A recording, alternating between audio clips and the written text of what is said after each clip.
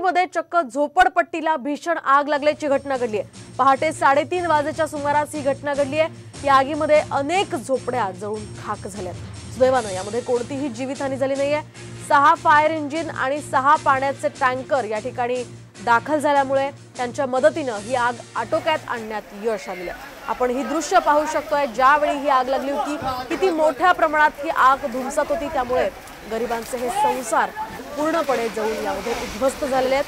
मात्र यामध्ये चांगली गोष्ट म्हणजे कोणतीही जीवितहानी झाली नाहीये।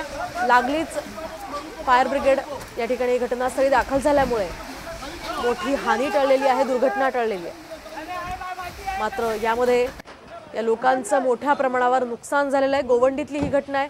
या झोपडपट्टीला ही आग लागल्याची घटना घडलेली आहे। या ठिकाणी ज्यावेळी ही आग लागली तेव्हा स्थानिक नागरिकांकडून ही आग विझवण्याचे प्रयत्न करण्यात येत होते, मात्र लगेचच अग्निशमन दलाच्या गाड्या घटनास्थळी दाखल झाल्या आणि त्यांच्याकडून ही आग आटोक्यात आणण्यात आली।